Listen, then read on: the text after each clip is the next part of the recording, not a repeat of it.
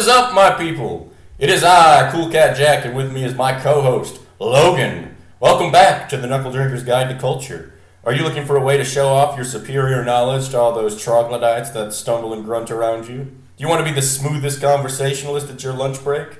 Then get ready to be the master of superficial intelligence. Movies, music, books, TV shows, video games, history, politics, sexy cave women, and interrupting dogs. We have it all. Knuckle Drinker's Guide to Culture, because it's time to give your dome some love. Jesus. Okay, fourth time's the charm. Man, we fucked that. I kept fucking that up. Actually, hold on. We're going to pause this for a second. Listen back to that. Don't owe it me. Good news, everybody. It's good. It's good. Okay, so welcome back, guys. Episode 4. 4?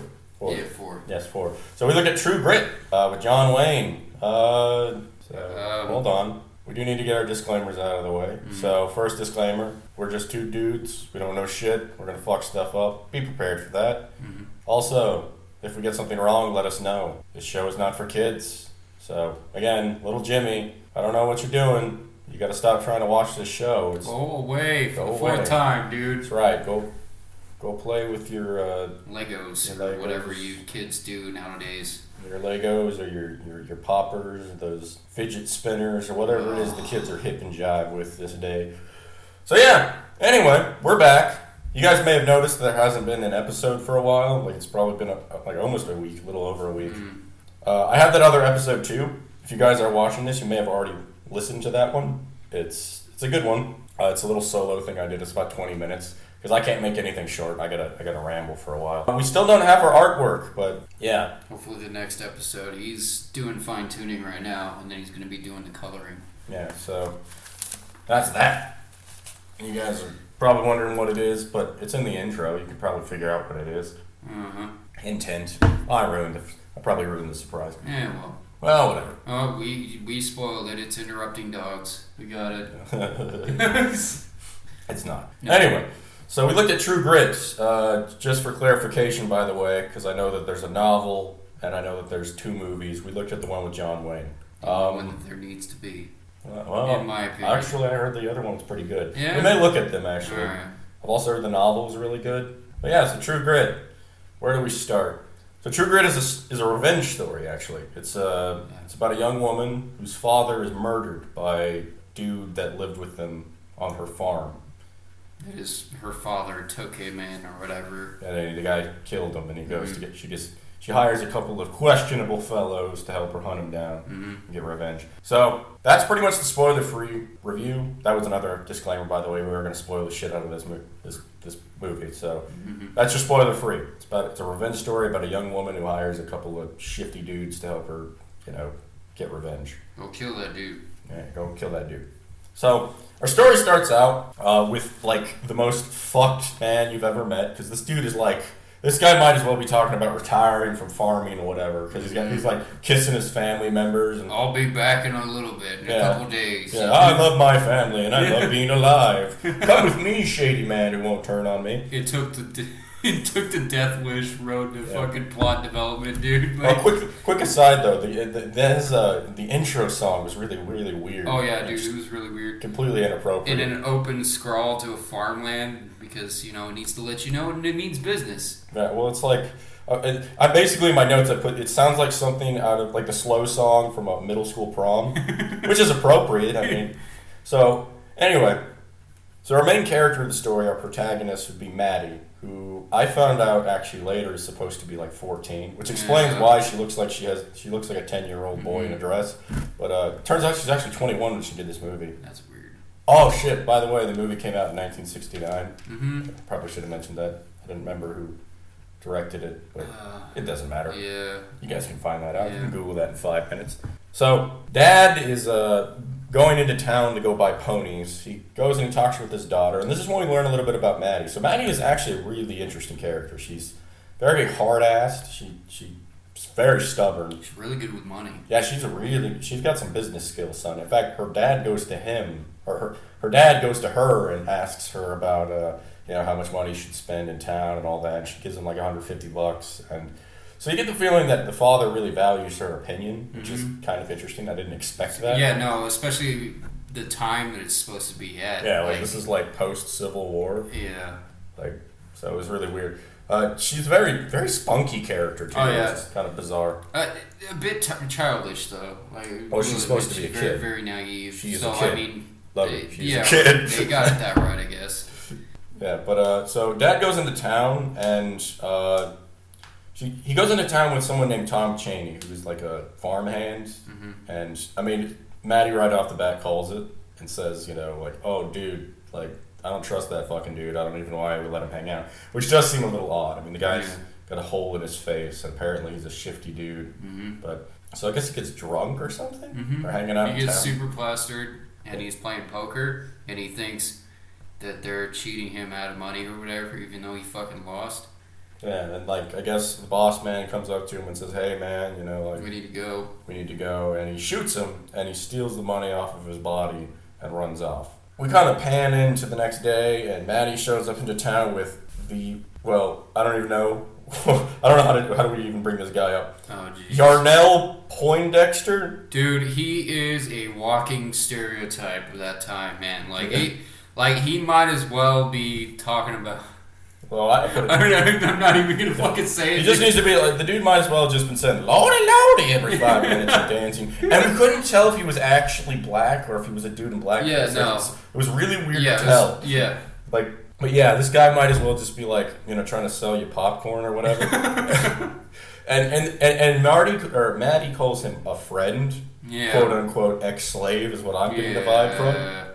So Maddie comes into town to find the body of her dad. She's going to the Undertaker, but there's a sign on the door for the Undertaker where it says "Gone to view the hanging," which I didn't know this, but James did. So hanging is like a social gathering at this point. Like there's a kid walking around with peanuts. Yes. And, like so at the time, hangings were often, especially in smaller towns, were often social events.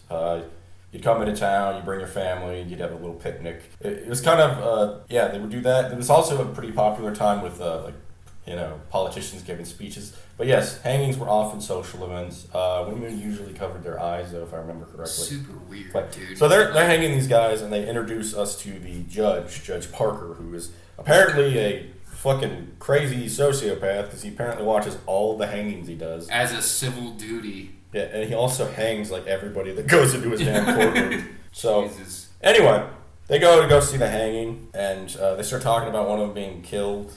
I guess he was like a northern guy. Mm-hmm. So the thing about the story is it's set in the South. They're going to bring a lot of tension that gets brought up. Which, if you don't know much about the Civil War, you might miss this. But there is a lot of tension in the story. It gets into the post-Civil War and what a lot of people ended up doing. And we'll get more into that later on. But so the Undertaker gets back there, and they go and she sees his body, right?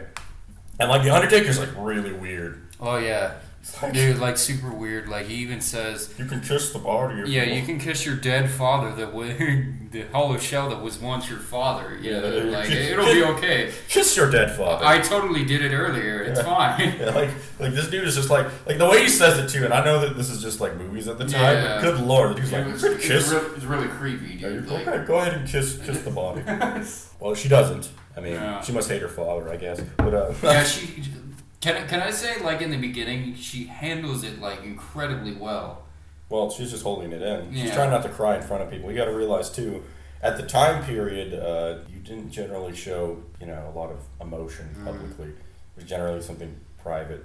You would have been looked down upon, generally. So they go to the sheriff to find out about what happened. And the sheriff tells them that Tom Chaney killed him, and he ran off. I think it's either here or with the Undertaker she gets her dad's gun. Oh, yeah. Which is like the biggest fucking handgun I've ever seen. This thing is as big as her, dude. Like, this is the gun that like you would kill a fucking Sasquatch with. I don't even like what the fuck. Where did it's this giant? I don't know how to describe this thing. Unloaded, this thing can kill bears, dude. Yeah, fuck. Like this thing is fucking huge. No way she could fucking fire it in one. So yeah, it's like, oh, here's your dead dad's hand cannon, And when she's talking with the sheriff, she learns about a marshal, a guy named Rooster Cogburn, who's coming into town in the next day or so. Because he's got a bunch of criminals, or whatever, that he's basically a bounty hunter for the fucking state.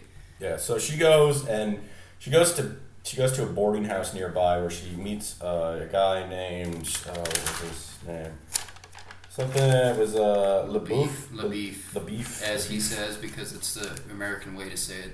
Yeah. So, and he seems to know who she is, which is a little weird. Yeah. But, he'll come into the story later on. He'll join our little trio that's going to show up. Can I say first, though, he is played by Glenn Campbell, who was apparently a country music singer around that time, according to my mother.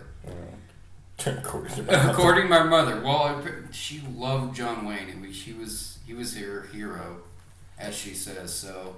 Anyway, so we actually get a moment because she goes to the boarding house where her father had been staying in town. She sends away Yarnell Poindexter, Mr. Poindexter, with the body.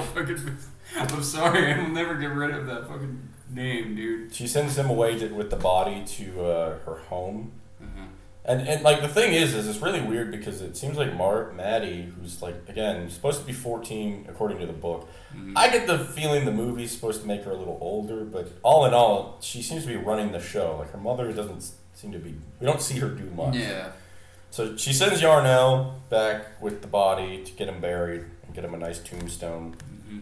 And she goes up in the morning and she meets Rooster, played by John Wayne, who is a very interesting guy. Oh, God. So Marshal Rooster Cogburn was a veteran of the Civil War. He fought with Quantrell's Riders, which, if you don't know much about the Civil War, Quantrell is sort of often in Southern mythology, basically, because a lot of the war has been mythologized. It happens with any war. But Quantrell was a man who was part of these raiding groups on the border states in the West. You guys got to realize that the Civil War, one of the main reasons the Civil War happened, I mean, it was inevitable, right? One of the reasons that the Civil War happened when it did has a lot to do with the Mexican-American War. Basically, with the introduction of new states, it created even more tension between the North and the South, which eventually led to the Civil War. There's a lot of other things that go into it, a lot of things you could talk about.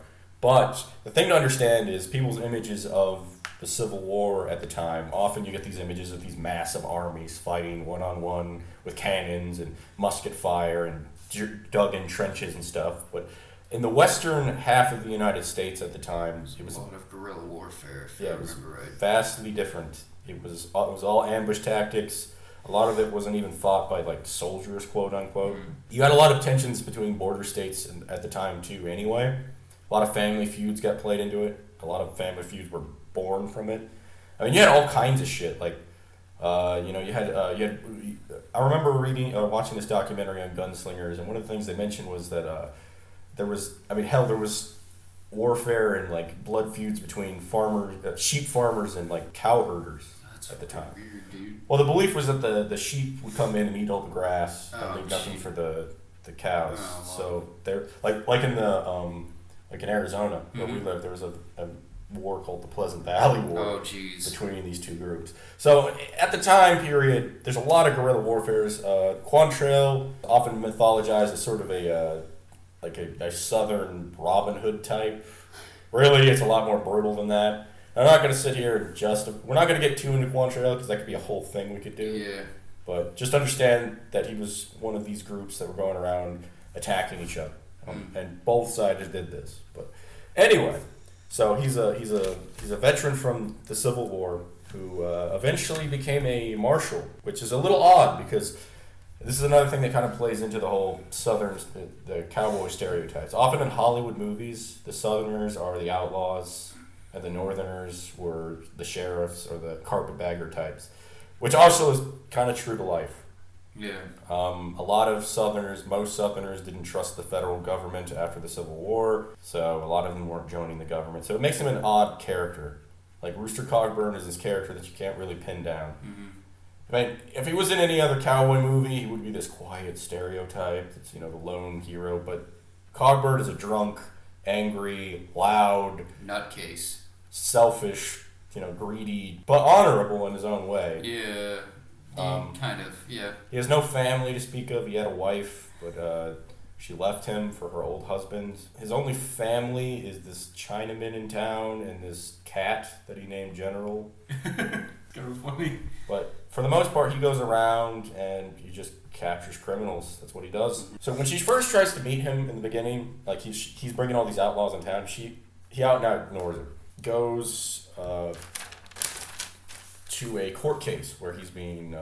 At this point too. By the way, there's this part at the boarding house where she gets her dad's watch, and she has her first time when you actually see her really break down. Yeah. The next day, she's in court watching Rooster talk about a guy that got arrested. And there's a defense attorney talking to him about it, and he asks him how many men he killed, and he's like, 12 to 15 men. No, he first prefaces it by shot or killed. Yeah, which is a bad sign. This is a guy, if you have to be like, well, hold on, you mean just shot or murdered, this is a guy that's probably a bit of a hard ass. So, but he's killed 12 to 15 men is what he says. And then the lawyer's like, really? I have records that say in the last 4 years you've killed at least 23 men. So he's like, all right, so I may have killed 23 guys, So you get the idea that this is the kind of guy that you send after the most scummy of the scum. Yeah.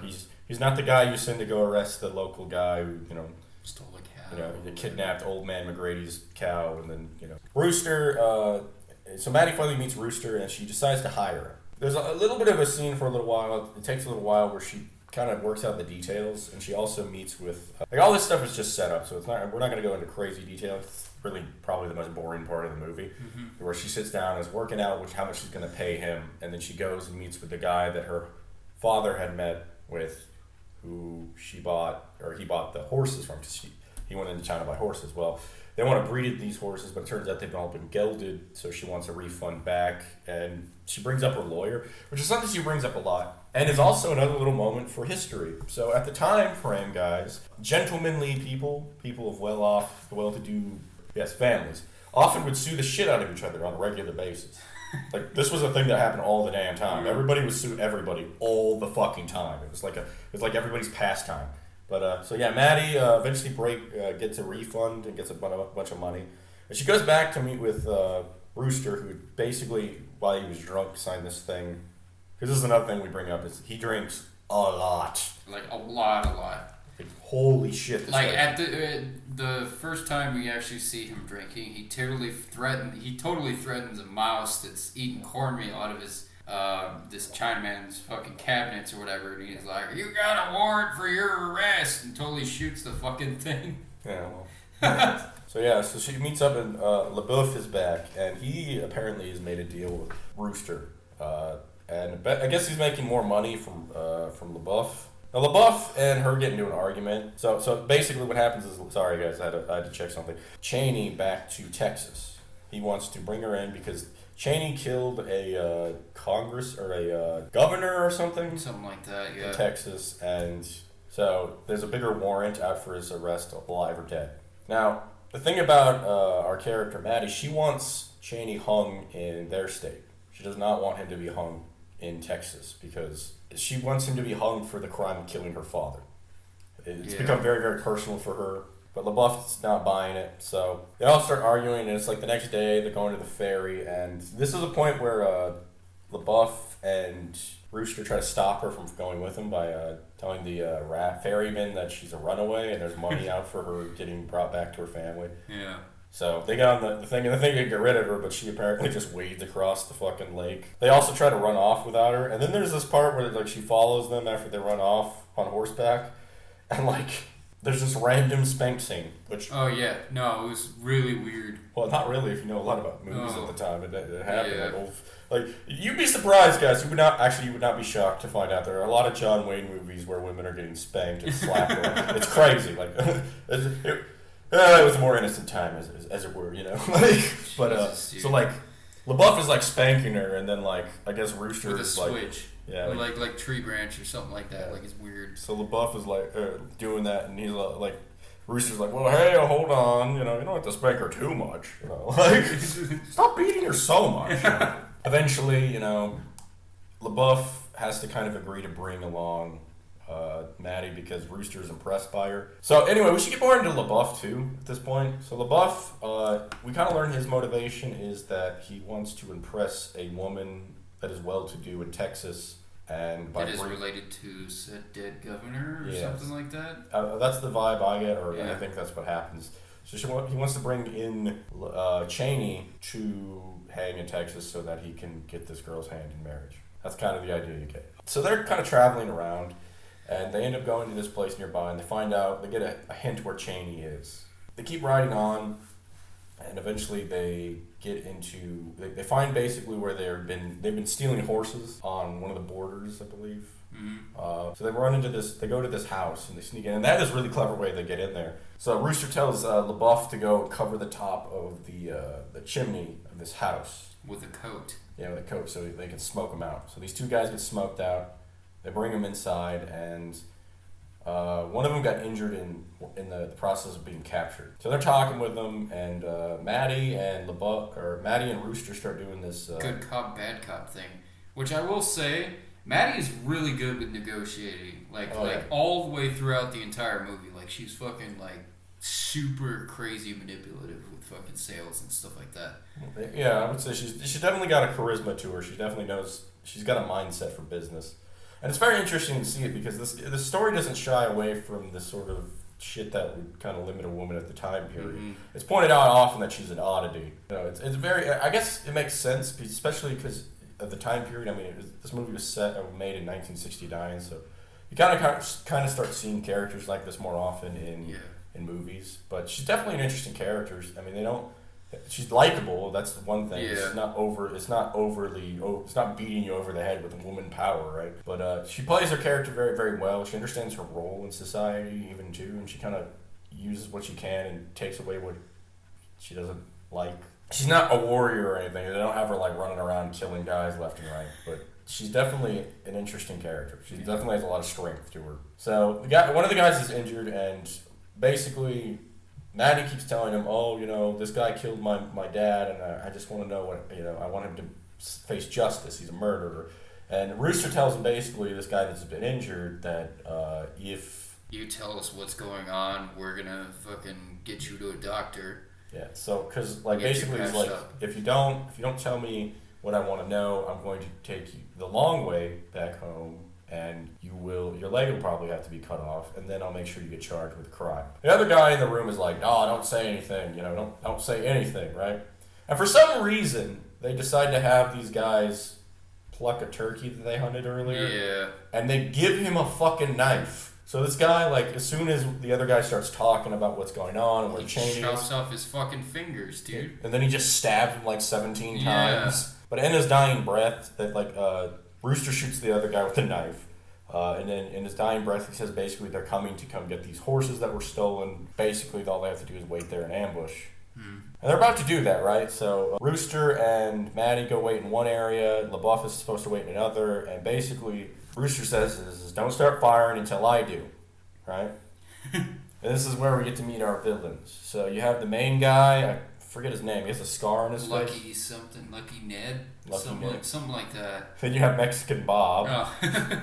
Which was just timely. Apparently, there's two Mexican Bobs too. You mentioned that. So Mexican Bob. Then there's Cheney. There was some weird, I guess, inbred hick type that keeps clucking like a chicken, dude. It's like, fucking weird, dude. Like the whole time. It's never really explained what his deal is. Yeah. I think there was another guy too, but it doesn't really matter.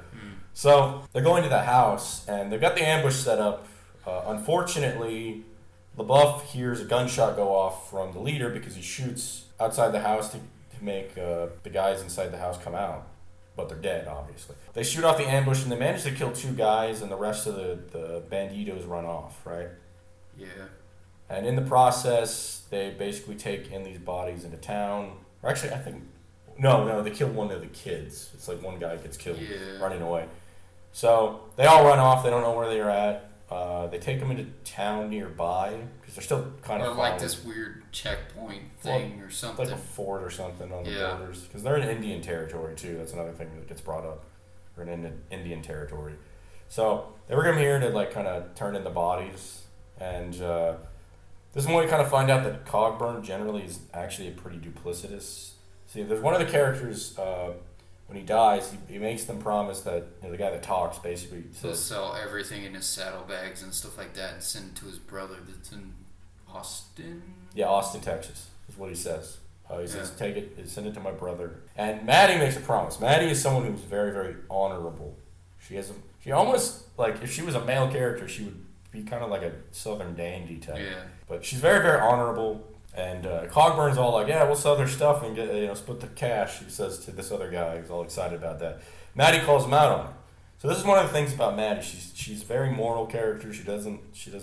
When she makes a promise, she keeps it. Also, at the same time, she's very sheltered too throughout this entire thing. Like, she asked for help from these cold-blooded killers that fucking like totally throw her into a pit and all that. Like, she's she comes off very naive but very knowledgeable at the same time. She's 14. Yeah, so that makes sense for her character. Plus, again, she is a woman in this time frame when we're treated very, very differently. Anyway, Cogburn gets kind of called out on that and goes, all right, we'll send the money to Austin, Texas. So send this guy's money there. We'll split the rest of it. At this point, for some reason, like before this point, LaBeouf has been wanting to get rid of this chick the entire time. But for some reason, he's decided that she should stick around. I guess it's because she patches him up.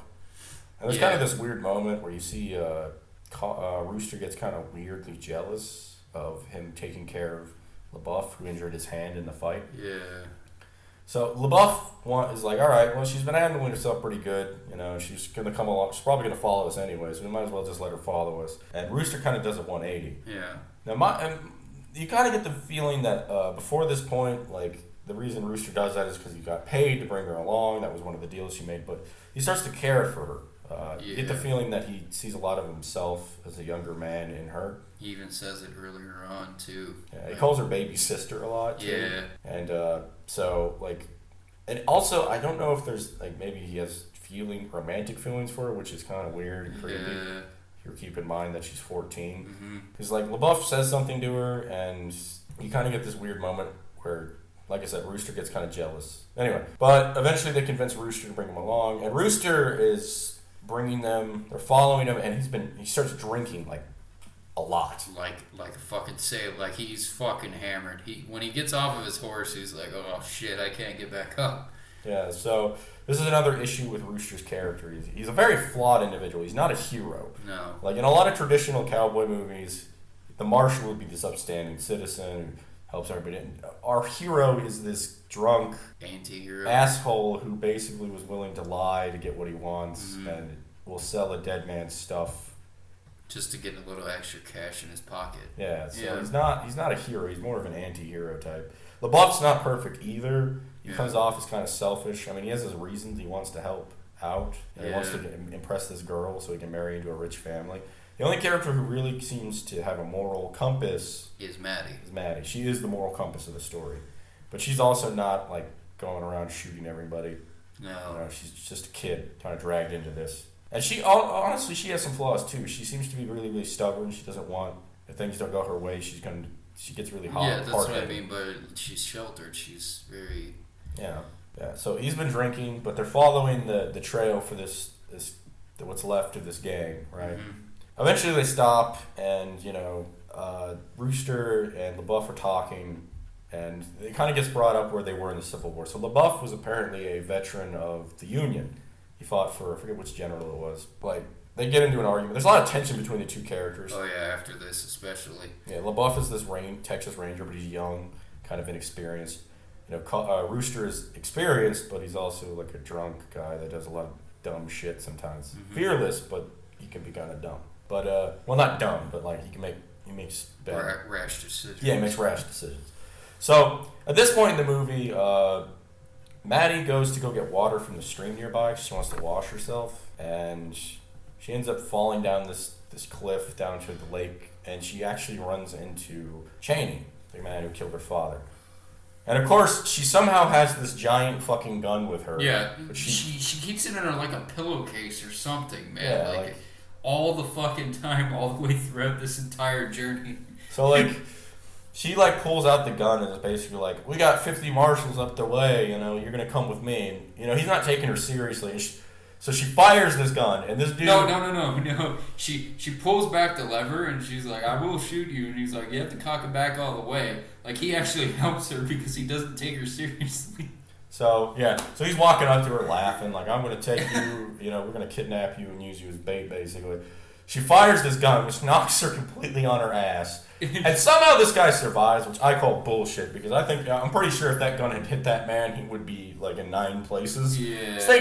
I cannot exaggerate how ridiculous this gun is, guys. Like, it's bigger than the Wildy Magnum from Death Wish, dude. Yeah, it's ridiculously huge. It's like a fucking rifle as a pistol. Like, I don't know how to describe it. This is something that like Sylvester Stallone would be like, all right, man, like, give me my pea shooter. Like, dude, that's a little much, right? Like, but for some reason, this guy gets hit in the chest, and he's still able to walk. And he's like, oh, you cracked my small rib. Yeah, and this alerts the other members of the gang that are left. Mm-hmm. And before Brewster and LeBeau can get down there, basically they say, hey, you guys have to ride up the way, or we're going to kill the girl. So they take the girl back to their camp, and LaBeouf and Brewster do as they're told.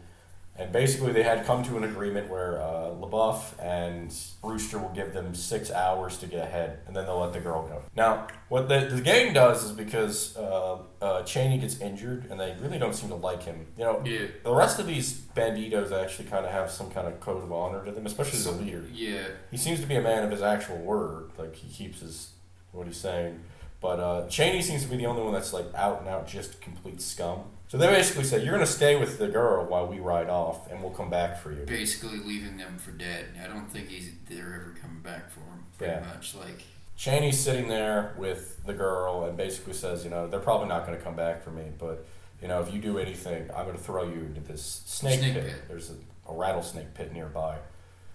And again, I don't know how this guy's still walking around, because, holy shit, the dude has a hole the size of a fucking $50 in him. And apparently he cracked a rib. And if by cracked they mean his ribs disintegrated, and yes. But anyway, so while that's going on, it turns out that Rooster and LeBeau actually have a plan. So LeBeau kind of follows it the way and hears, like, I guess he's looking for the girl. She ends up throwing like hot water in Chaney's face and tries to run off. And LeBeau shows up and brings her, and they take the gun from Chaney. And for some reason they don't kill him or tie him up or anything. Yeah. They leave him back in the camp. I guess it's because he's got a cracked rib and they don't expect him to be able to move. Yeah. Basically, Chaney and LeBeau and Maddie go find our hero. At this point, there's four cowboys left, and they're trying to leave. And then our hero shows up, Rooster. And basically, Rooster says to them, you two can get the hell out of the way. I'm only here for the main guy who. We didn't really establish him. He's brought up a couple times. Rooster had actually been looking for this guy before. They apparently have quite a bit of history, and part of the reason why he's called Lucky Ned is because he apparently Rooster's aim was off, as he says. He's probably drinking, was part of the reason why. He nicked him in his lower lip, and he left a scar, apparently, right there, and you can actually see it too on his character. I don't know if this guy had this scar or if it was just some makeup, but it was really well done. It looked real. It was really good, and it made him He was an interesting character because he's the leader of this gang, and he seems to be a guy who actually doesn't seem too bad. Like, it's even brought up by one of the other the banditos from the house that were killed that he's actually a pretty honorable dude. So one of the things this story does, and I think this is one of the first real cowboy movies, like really popular cowboy movies, that gets into like this kind of moral ambiguity. Yeah. You really don't know who the good guy and the bad guy are. Everybody's got some bad in them and some good in them. So anyway, Cogbird's like basically, I'm sorry if you guys heard my computer go off. He's like basically, get the hell out of the way. I'm only here for Lucky. Well, they don't do that. They back up. And basically, they're like, yeah, dude, it's 4 against 1. Dude, you should give up. And Lucky pipes up with, he's like, I don't expect much from a fat, one-eyed old man. Yeah, and then, like, Rooster or John Wayne lets out, like, the manliest line that I've ever heard in a movie. And he's all, fill your hands, you son of a bitch! Right? It was the manliest thing I've ever seen. He's dual-wielding a fucking rifle and a fucking revolver in one hand. Holding his goddamn reins in his teeth. And, like, they rush each other, and he kills, like, 3 of them, and he injures Lucky, and Lucky manages to hit his horse, and his leg gets crushed under his horse. Which apparently doesn't really do anything because he's John Wayne. Yeah, somehow it doesn't kill it doesn't destroy his leg. But so Lucky's about to go up to him and kill him, but then he's like, you shot me to shit, dude, and basically dies, right?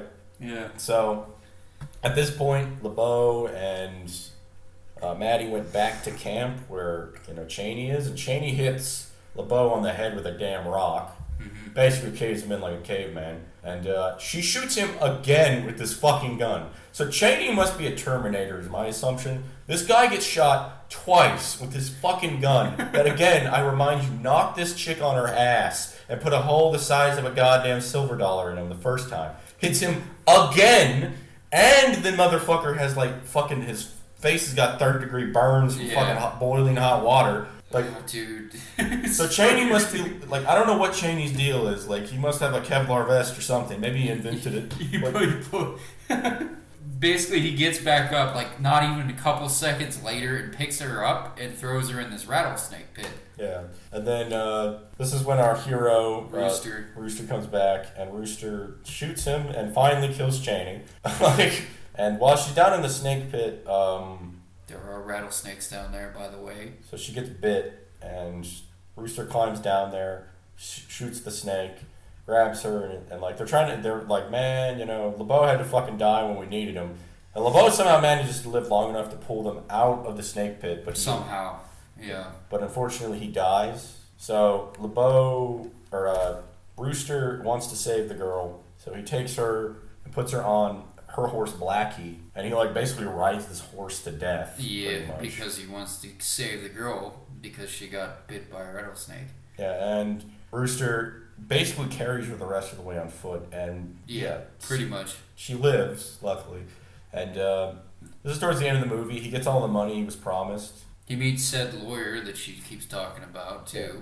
Turns out he also went back to Texas to collect the bounty on Rooster. So he's come back after going there because basically they tried to gyp him on the money, and he just doesn't appreciate that. Because no one says no to Rooster Cogburn. Like, good lord, fucking leaking testosterone. Oh yeah, dude. But so Maddie meets up with him, and she gives him extra money for saving her life, and she kind of takes him to her ranch, basically. And this is the end of the movie. And it's kind of a weird way to end the movie, and it becomes a little more disturbing when you realize she's supposed to be 14. But she starts talking about all her family buried up there. She has her dad's grave, and she talks about how her mom's going to be buried next to her, and then she talks about where her sister's plot's going to be and her husband. Yeah. And then she says, I want you to be buried next to me. It's basically her way of saying, I want you to marry me. Like, Cogburn's response is a little weird. Yeah. He's like, oh, okay, like, maybe I'll take you up on that one day, maybe when you're not 14, basically. Yeah. And it's like, so and basically the movie ends with him riding off. We did miss some major plot points, but that's pretty much the movie, guys. Now, the ending is kind of left ambiguous. I know from the book, from what I heard of the book, spoiler if you're going to read the book, skip this part, but the book, he is killed somewhere else, and she actually takes him to her plot of land and buries him there. Yeah. She also never gets married. She ends up living alone for the rest of her life. I think I think the movie kind of gets into the one that came out in like 2000, whatever, kind of does that thing too. But the movie with John Wayne kind of ends with him riding off, and he says, maybe I'll take you up on that. And it's kind of left ambiguous for what happens. Now, my theory is that he runs off and never comes back. And she just kind of remembers him. I hope, in my head, Maddie found somebody, Yeah, that's kind of a shitty way to die, just alone. Yeah, well, honestly, she might have been happy, though. Because she's, like, a really interesting person. I think she would have been a great business person. I think so, too. But, yeah, so anyway, that's the movie. It gets into a lot of themes of post-Civil War tensions between different groups. Like I said, it has... two of the characters are veterans of the Civil War. On opposite sides. Yeah, so... both of them have a lot of things to say about each other.